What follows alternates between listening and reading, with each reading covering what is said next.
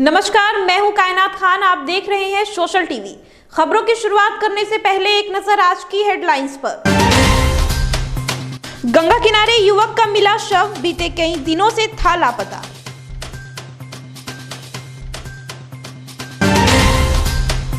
टीएनबीयू में 2 दिवसीय अंतर्राष्ट्रीय सेमिनार का होगा आयोजन, मानव स्वास्थ्य और पर्यावरण पर होगा आधारित। कोरोना को मात देने के लिए टीकाकरण अभियान जारी, निगम कार्यालय में सफाई कर्मियों को लगा टीका। शहर में लगने वाले जाम से लोग परेशान, जिला प्रशासन के साथ सड़क पर उतरे एनसीसी के जवान। अब खबरें विस्तार से। 6 फरवरी से लापता भीकनपुर ईटा भट्टा के पंकज राय के पुत्र सुदामा राय का शव बरारी थाना क्षेत्र के मीराचक स्थित गंगा घाट से बरामद हुआ है। मृतक के पिता पंकज राय ने बताया कि सुदामा राय अपने एक मित्र की शादी से लौटने के बाद काफी तनाव में था। 6 फरवरी को वह थोड़ी देर में आने की बात कहकर घर से निकला, जो वापस नहीं लौटा। शुक्रवार को नाविक ने फोन कर उसके पुत्र का शव बरामद होने की सूचना दी। बरारी थाना की पुलिस ने शव को अपने कब्जे में लेकर पोस्टमार्टम के लिए भेज दिया है। पुलिस मामले की छानबीन कर रही है। ठीक था, 5 तारीख को शादी में गया था और शादी में लौटने के बाद ये घर में रहा। रात में उसके साथ क्या हुआ नहीं हुआ था हम लोग को तो मालूम नहीं। सुबह 9 बजे के दरमियान निकला और फिर लौट के नहीं आया। हमको लग रहा है वो गवाही जो दिया है उसमें इसको टॉर्चर किया है। इस टॉर्चर में आकर जो वो ऐसा घटना घटा। कहाँ शादी हुआ था, किसका शादी था? छोटू कुमार का शादी हुआ है, भीकनपुर में रहते हैं। किसके साथ शादी हुआ? लड़के का हम लोग नाम नहीं जान रहे हैं। कहाँ शादी हुआ? घर भी हम नहीं जान रहे। लड़की की बड़ी बहन का घर, दोनों अगल बगल में। आप ही के घर के पास? हाँ, घर के बगल में। क्या नाम था आपका लड़के का? सुदामा राय। कब से ही घर से गायब था? शनिवार को करीब 9:25 को। मानव स्वास्थ्य और पर्यावरण की चुनौतियों का सामना करने के लिए टीएनबी कॉलेज में 22 और 23 फरवरी को 2 दिवसीय अंतर्राष्ट्रीय सेमिनार का आयोजन किया जाएगा। यूजीसी द्वारा प्रायोजित seminar challenges and opportunity of human environments का आयोजन टीएनबीयू के क्षेत्रीय अध्ययन केंद्र और इंडियन साइकोलॉजिकल एसोसिएशन के संयुक्त तत्वावधान में किया जाएगा। सेमिनार के प्रधान संरक्षक टीएनबीयू के प्रभारी कुलपति प्रोफेसर संजय कुमार चौधरी और प्रति कुलपति प्रोफेसर रमेश कुमार संरक्षक है। टीएनबी कॉलेज के डॉक्टर संजय कुमार झा कन्वेनर और डॉक्टर राजेश कुमार तिवारी आयोजन सचिव है। इसके पहले सेमिनार के ब्राउजर का विमोचन किया गया। मौके पर registrar doctor Niranjan Prasad Yadav, doctor DN राय, डॉक्टर मिथिलेश सिन्हा, डॉक्टर अर्चना शाह समेत अन्य प्राध्यापक मौजूद थे। बैठक एक सेमिनार आयोजित करने की तिथि निश्चित की गई है दिनांक 21 फरवरी को और 22 फरवरी को अंतर्राष्ट्रीय सेमिनार का, जिसका मुख्य टॉपिक ये है challenges and opportunity of human environment. ये एक इंटरनेशनल सेमिनार होगा, देश विदेश से लोग आएंगे, वक्ता आएंगे और ये मीटिंग को एड्रेस करेंगे। कैसे लोग सेमिनार में भाग लेंगे? ये सेमिनार में देश के अंतर्राष्ट्रीय के नामचीन व्यक्ति जो कि विद्वान हैं अपने अपने क्षेत्र में, उन लोगों के भाग लेने की संभावना है। क्या इसमें छात्र छात्राएँ रहेंगे या इसमें छात्र छात्रा रहेंगे, शोधकर्ता रहेंगे, शिक्षक रहेंगे, वरिष्ठ शिक्षक रहेंगे, सारे लोगों की भागीदारी होगी। एक आम सभा होगी। शुक्रवार को दूसरे दिन भी नगर निगम कार्यालय में नगर निगम में फ्रंटलाइनर्स के बीच टीका लगवाने को लेकर उत्साह देखा गया। नगर निगम में कार्यरत सफाई कर्मियों की वैक्सीनेशन के पहले निगम कर्मियों की थर्मल स्क्रीनिंग की गई और कोरोना का टीका लगाया गया। टीकाकरण के बाद सफाई कर्मियों को आधे घंटे तक प्रतीक्षालय रूम में रखा गया, जहां किसी को कोई साइड इफेक्ट्स नहीं दिखा।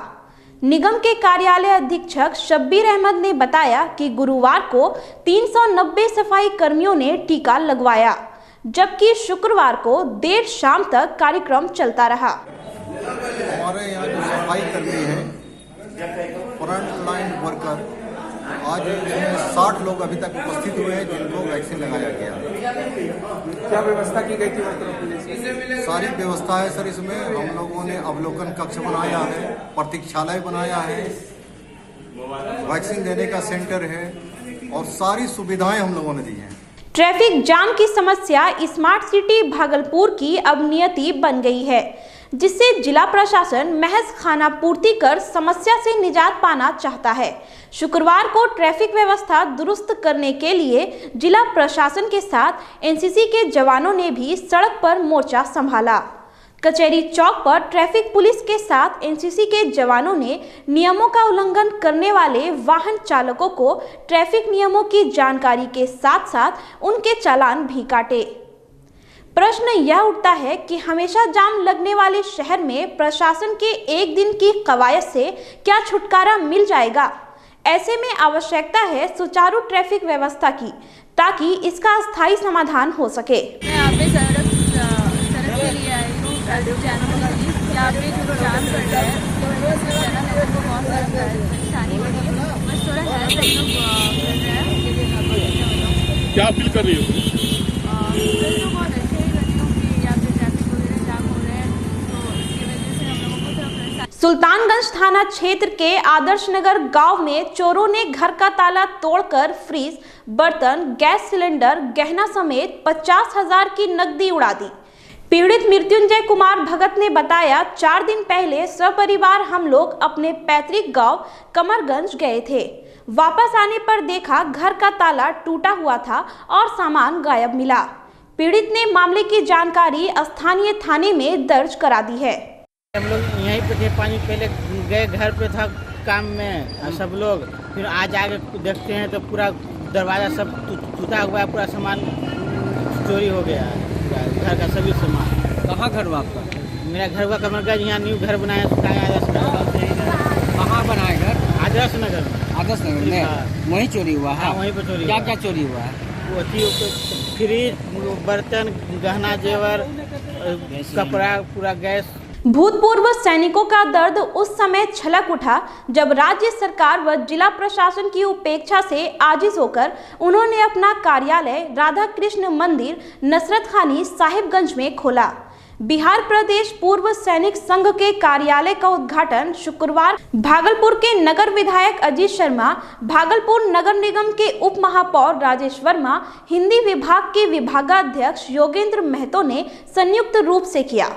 कर्नल अशोक ठाकुर ने कहा, यह दुर्भाग्य की बात है कि जिले में लगभग 3500 सेवानिवृत्त सैनिकों के लिए बैठने की भी जगह नहीं है।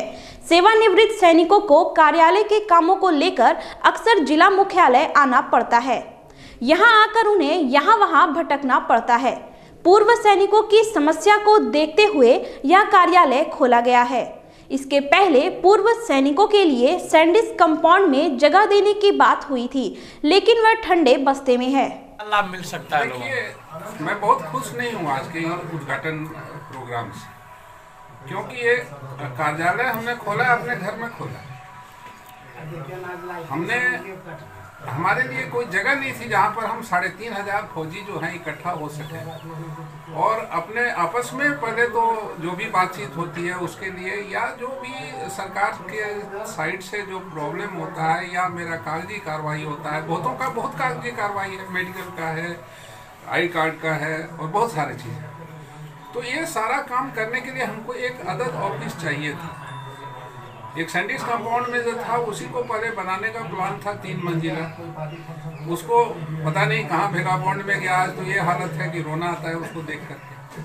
बोलते हैं कि फंड अलॉट नहीं हुआ, फंड अलॉट नहीं हुआ। क्या ये सरकार या एडमिनिस्ट्रेटर, मैं डीएम से भी बोलूँगा कि डीएम हमारे जो है अध्यक्ष होते हैं एक्स सर्विसमैन एसोसिएशन के, उनका भी ये नहीं बनता है कि मतलब एक अच्छा सा 2 कमरे का, 3 कमरे का एक थोड़ा सा ऑडिटोरियम वगैरह के साथ में एक घर दे सके इनको।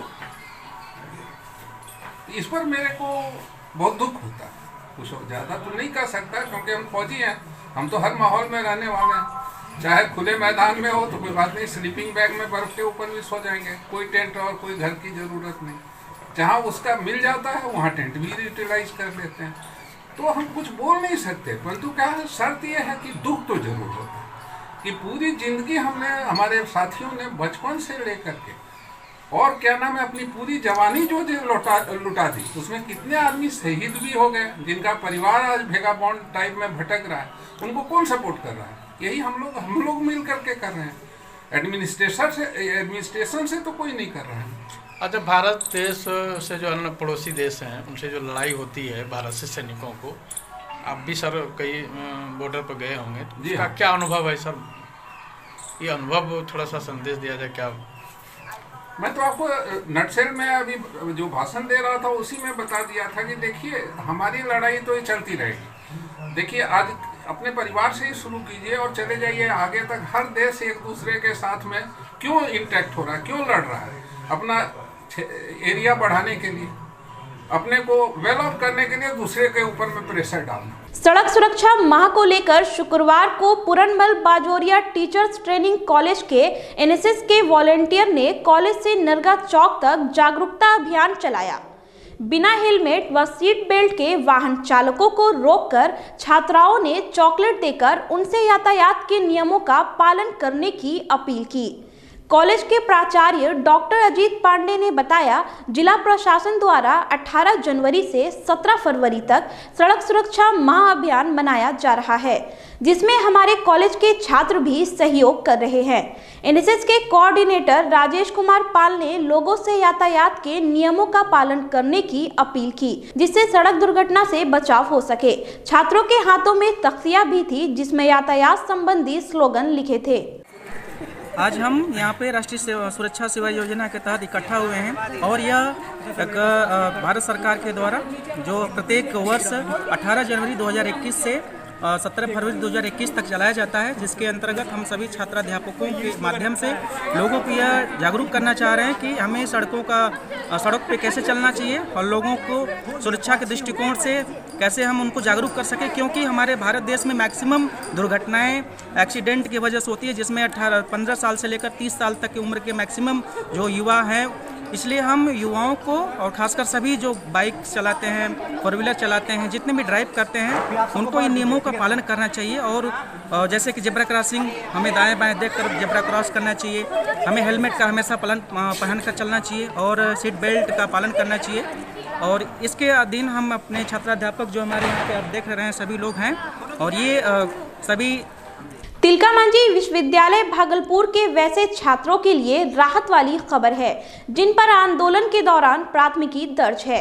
2 साल तक विश्वविद्यालय में शैक्षणिक सत्र के दौरान उनका आचरण सही पाए जाने पर ऐसे छात्रों से विश्वविद्यालय प्रशासन दर्ज प्राथमिकी वापस लेने की तैयारी में है।